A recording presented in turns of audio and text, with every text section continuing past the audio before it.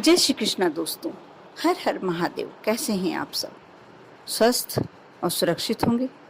दोस्तों, चैत्र का महीना, पूरा त्योहारों का अंबार, बहुत ही अच्छे अच्छे पर्व आते हैं। जैसे शीतला सप्तमी अभी गई ही है और नवरात्रि, गणगौर, सभी त्यौहार आने वाले हैं। चैत्र के नवरात्रि एक शक्ति का आह्वान, माँ दुर्गा का आह्वान, माँ के 9 रूपों की पूजा। माँ हमेशा, कोई भी माँ होगी, अपने बच्चों के लिए अच्छा ही सोचेगी। और जिस बच्चे से माँ को प्यार होता है, जो बच्चा माँ से सबसे ज़्यादा करीब होता है, हमेशा चाहता है कि मैं अपने माँ के नज़दीक रहूं, माँ के रोने पर उसका चेहरा उतर जाता है, ऐसे बच्चे को माँ बहुत ज़्यादा प्यार करती है। वैसा ही माँ दुर्गा का भी स्वरूप है। वह अपने प्रत्येक बच्चे को प्यार करती है, लेकिन जो बच्चा प्रतिदिन उसका स्मरण करता है, उसे याद रखता है, अपने दुख में, अपने सुख में प्रतिदिन उसे याद करता है, उस बच्चे को माँ दुर्गा कभी भी दुखी नहीं होने देती, कष्ट में नहीं देख सकती। चैत्र के नवरात्रि शुरू हो रहे हैं 2 अप्रैल 2022 और समापन होगा 11 अप्रैल। इन 9 दिन में माँ का हम जिस तरीके से भी पूजन कर सकते हैं, माँ को जिस तरीके से भी रिझा सकते हैं, हमें अवश्य करना चाहिए। इन 9 दिन में जिसने भी माँ की श्रद्धा सहित पूजन करी, अर्चन की, उस व्यक्ति का तो जीवन ही बदल जाता है। जब हम इन 9 दिनों में माँ का पूजन करते हैं, दिल से माँ की भक्ति करते हैं, हमारा पूरा शरीर, हमारे पूरे अंदर पॉजिटिव ही पॉजिटिव रहता है, कुछ भी नेगेटिव ख्याल आते ही नहीं हैं। साथ ही ये 9 दिनों में माँ के 9 रूपों की पूजन की जाती है और माँ स्वयं शक्ति का रूप होती है। तो आपके अंदर एक असीम शक्ति का अनुभव करेंगे आप जब माँ का पूजन करेंगे, माँ का स्मरण करेंगे। जब हम दिल से इनकी पूजन करते हैं तो माँ हमारी सारी मनोकामनाएं पूर्ण करती हैं और माँ कभी भी अपने बच्चों को उदास नहीं दिख सकती। माँ अपना पूरा आशीर्वाद अपने बच्चों पर लुटाती है। आप भी इन नवरात्रों में माँ को पूरा भक्ति से, पूरा दिल से मनाइए, जिससे माँ आपकी पुकार सुने, आपकी मनोकामना पूर्ण करे। आज जो मैं वीडियो लेकर आई हूँ आप लोगों के लिए, इसी विषय पर लेकर आई हूँ। कैसे आप माँ का पूजन कर किस तरह से आप माँ को मना सकते हैं, अपनी मनोकामनाएं पूर्ण कर सकते हैं, अपने जीवन में खुशहाली ला सकते हैं, माँ को हमेशा के लिए अपने घर में विराजित कर सकते हैं, माँ लक्ष्मी का आशीर्वाद पा सकते हैं। आपने वो कहावत तो सुन के रखी ही होगी कि पैसों के पेड़ नहीं होते, लेकिन जो आज मैं आपको करने वाला कार्य बता रही हूँ, उपाय बता रही हूँ, आप अपने घर में पैसों का ही पेड़ लगाएंगे। आपको इसके लिए 2 कलश, क्योंकि आप नवरात्रि, यदि आप अपने घर में, चैत्र की नवरात्रि बहुत बड़े नवरात्रि होते हैं, आप यदि मनाते हैं तो आप जानते ही हैं, आप अखंड दिव्य जलाते होंगे, माँ का कलश भी रखते होंगे। कलश पे आप क्या करते हैं? एक कलश लेते हैं, उस पर नारियल रखते हैं, लेकिन इस बार आपको 2 कलश लेकर आना है। एक कलश लेकर उसमें नारियल रखें, उसके ऊपर आप आम के पत्ते रखें या जो भी पत्ते, अशोक के वृक्ष के पत्ते रखें और नारियल रखें। नारियल रखने से पहले आपको ये कार्य करना है कि जो भी आपकी मन की मनोकामना है, आप एक सफ़ेद रंग के कागज पर रोली से या हल्दी से, चाहे तो आप रोली से लिखते हैं तो बहुत ही श्रेष्ठ है, यदि रोली से नहीं लिख रहे हैं तो हल्दी से भी लिख सकते हैं, और उसे नारियल पर रखकर, फोल्ड करके नारियल पर रख के और कलावे से लपेट दें और उसके ऊपर रोली का टीका लगा दें और उस कलश को आप अपने घर के मंदिर में स्थापित कर दें। ये कार्य आपको एकम के दिन करना है, जिस दिन माँ की स्थापना करेंगे। घर में माँ का आह्वान करेंगे, बुलाएंगे, निमंत्रण देंगे, और जो आप अखंड जोत जलाएंगे उसके लिए आप एक मिट्टी का दीपक ले लें या कोई भी धातु का दीपक लगाते हैं, जैसा भी आप रखते हैं, और उसमें आपको मोली की बत्ती बनाना है, कलावे की बत्ती, क्योंकि कहते हैं कि माँ को मौली की बत्ती बहुत ही ज़्यादा प्रिय होती है और नवरात्रि में हमेशा मौली द्वारा ही आपको बत्ती बनाकर लगाना चाहिए। जब आप मौली की बत्ती लगाकर दीप प्रज्वलित कर रहे हैं, अखंड दीप, उसमें आप 4 इलायची और 1 लौंग डाल दें और थोड़ा सा कपूर डाल दें। आपको ये कार्य करना है और दीपक प्रज्वलित कर लेना है। आपका एक कलश का और दीपक का कार्य हो गया। अब आपने जो दूसरा कलश, मैंने कहा था कि 2 कलश लेना है, अब आपको दूसरे कलश में क्या करना है ये बताती हूँ मैं। आपको 11 सिक्के, एक के ही लेना है, 11 सिक्के लेना है और साथ ही थोड़ी सी मिट्टी, क्योंकि आप घर में कुछ ना कुछ बोते होंगे, ज्वारे बोते हैं या कोई ऐसा बोते हैं तो उसके लिए मिट्टी तो ज़रूरी होती ही है। इस बार आपको थोड़ा सा मुट्ठी भर के धनिया लेना है और धना एकदम अच्छा होना चाहिए जो अंकुरित हो।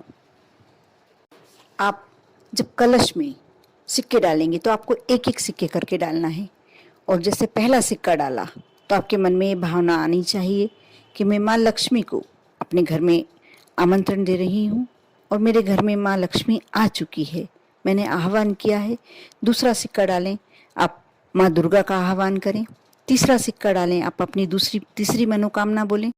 इसी तरह पूरे 11 सिक्के डालती समय आपको अपने मन की मनोकामनाएं बोलना है और हर सिक्के को डालती समय आपको अंदर से खुशी का एहसास होना चाहिए, अपने अंदर एक उत्साह महसूस करना चाहिए कि आपके घर खुशियाँ आ रही हैं, आपके घर माँ दुर्गा आ रही है, आपके घर में माँ लक्ष्मी आ चुकी हैं। आपने जो भी मनोकामना उस समय करेंगे, आपकी वह मनोकामना अवश्य पूर्ण होगी। आपने सिक्के डाल दिए, अब आप उसमें थोड़ा सा धनिया डालें, जो मुट्ठी भर धनिया कहा था मैंने, क्योंकि धना जब उगता है, जो उसकी हरियाली होती है, जो उसकी खुशबू होती है, वो आपके घर में खुशियाँ लेकर आती है। और धना हर शुभ कार्य में रखा ही जाता है। आप जानते ही होंगे, जब दीपावली पूजन किया जाता है तो हरा धना विशेष करके रखा जाता है। बहुत सारी पूजन में आप हरा धना रखते हैं क्योंकि हरा धना समृद्धि का प्रतीक होता है, सुख समृद्धि का, ऐश्वर्य का प्रतीक होता है, इसलिए आप हरा धना डाल दें। उसके बाद आप मिट्टी डालें। मिट्टी डालते समय भी आपको यह मन में कामना करना है कि पूरी हरियाली मेरे घर आ जाए, पूरी सुख भरी हरियाली, क्योंकि हरियाली को सुख से जोड़ के देखा जाता है, समृद्धि से जोड़कर देखा जाता है, खुशियों से क्योंकि कहते हैं उसका घर तो हरा भरा है, वह हरे भरे घर को छोड़ के गया है, इसका मतलब वो पूरा भरा पूरा घर छोड़ के गया है। उसके परिवार में खुशियां हैं, परिवार में सभी सदस्य हैं, साथ में रहते हैं, ऐश्वर्य है, सारी बातें ध्यान में रखकर आप बोलते हैं कि वह हरा भरा परिवार छोड़कर चला गया। इसी तरह जब आप धना डाल रहे हैं, उसके बाद मिट्टी डाल रहे हैं, तो आपके अंदर की भावनाएं यही होना चाहिए कि ये धना जो हम डाल रहे हैं वो बहुत अच्छा हरियाली लेकर उग कर आए। आपने मिट्टी डाल दी, अब आप उसको अच्छे तरीके से मसल लें, पूरा एक सार कर लें। उस समय भी आप अपने मन की मनोकामनाएं बोलती रहें और मन में कामना करते रहें, माँ दुर्गा का आह्वान करते रहें, माँ लक्ष्मी का आह्वान करते रहें। अब आप इसके बाद थोड़ा सा उस पर पानी का छिड़काव कर दें। जब आप पानी का छिड़काव करते हैं तो आपके अंदर यह फीलिंग होना चाहिए कि ये धना इतना अच्छा हो गया, एकदम हरा भरा, और वैसा ही मेरा परिवार में खुशियाँ हरी भरी रहे, मेरा परिवार अच्छे से रहे, माँ दुर्गा का, माँ लक्ष्मी का आशीर्वाद मुझे प्राप्त हो। आपने ये सब कार्य कर लिया, थोड़ा सा पानी डाल दिया। अब आपको एक कलश उठा के कहाँ रखना है। जो नारियल वाला कलश तो आपने अपने घर के मंदिर में रख दिया, ये वाला कलश आपको रखना है अपने मंदिर के उत्तरी पूर्वी कोने पर, क्योंकि वह आपके जो ईशान कोण होता है, आपको मंदिर के ईशान कोण पर रखना है। आपने जब यह वहाँ रखेंगे तो आप ये जानेंगे, क्योंकि ईशान कोण जो होता है सुख समृद्धि का स्थान होता है, देवी देवताओं का स्थान होता है। आप उसमें रोज जल का छिड़काव करें, पानी का छिड़काव करें। यदि आपके पास लाल या गुलाबी रंग का आसन है तो आप बिल्कुल मंदिर के सामने अपने बिछाकर और आप माँ की अर्चना करें, पूजन करें। बहुत ही अच्छा, बहुत ही पॉजिटिव रिजल्ट मिलते हैं। आपने कलश भी रख दिया। अब आपको आगे क्या करना है, रात्रि में 9:15 पर यह कार्य करना है और प्रतिदिन 2 अप्रैल से लेकर आपको 11 अप्रैल तक प्रतिदिन ये कार्य करना है।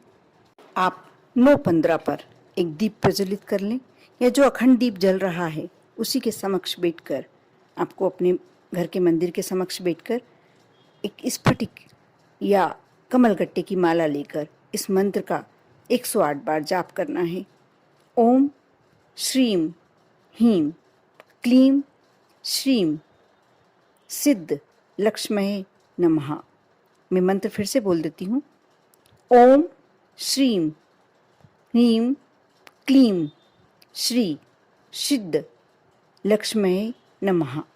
आपको इस मंत्र का 108 बार जाप करना है। आप 9 दिन तक ये कार्य करें। उसके बाद आप देखेंगे, आप डेली रोज उस कलश में जिसमें आपने धना डाला था उसमें जल सींचेंगे और 9 दिन के अंदर देखेंगे आप उसमें छोटे छोटे से धना उग आया है, धनिया। आप उसको अपने घर के जो ईशान कोण है, अभी आपने मंदिर के ईशान कोण में रखा था, अब आपको घर के ईशान कोण में रख देना है। उस कलश में से यदि धनिया उग आया है तो आप अपने किचन में यूज़ कर सकते हैं, उपयोग में ले सकते हैं। और मिट्टी में जो 11 सिक्के दबाए थे आप वो निकाल लें और उनको एक लाल कपड़े में बांधकर आप अपने घर के मंदिर में रख दें, या जहाँ आपका धन रखते हैं वहाँ रख दें, या घर के ईशान कोण पर कोई ऐसी जगह है जहाँ कोई दूसरा हाथ नहीं लगाता हो, वहाँ लाल कपड़े में बांधकर और ऊपर रख दें या टांग दें, किसी के हाथ में ना आए। आपको यह सिक्के तब तक रखना है, साल भर तक। जब अगली चैत की माता जी नवरात्रि फिर से आएंगे, आपको वह सिक्के दान कर देना है, मंदिर में चढ़ा देना है, या प्रसाद भी बांट सकते हैं, कन्याओं को भी दे सकते हैं। आपको जो करना है उस समय कर सकते हैं। बाकी आपको साल भर तक वह सिक्के रखना है। और मिट्टी आप अपने घर के गमलों में डाल सकते हैं। ये बहुत ही चमत्कारिक उपाय है। इस चैत्र के नवरात्रों में आप करके देखें। आप इसका जो अंतर देखेंगे, आप मेरे को कमेंट्स करके बताएं कि आपने क्या परिवर्तन देखा आपके घर में। चमत्कारिक, बहुत ही पॉजिटिव रिजल्ट देखने को मिलते हैं। 100% श्योरिटी है इस बात की कि आपकी, कहते हैं कि पैसे पेड़ पर नहीं लगते, लेकिन आपके यहाँ पेड़ पर ही लगेंगे। ये पैसों का ही पेड़ है। जो आपने धनिया लगाया था, आप मान कर चलिए, जैसे पेड़ में जब फल आने शुरू होते हैं तो आप तोड़ते तोड़ते थक जाते होंगे, वैसे ही आपके यहाँ पैसों का अंबार लग जाएगा, धन का अंबार लग जाएगा। करके देखें, विश्वास रखें, श्रद्धा रखें, क्योंकि बिना विश्वास और श्रद्धा के कोई भी कार्य पूरा नहीं होता। ओम नमः शिवाय।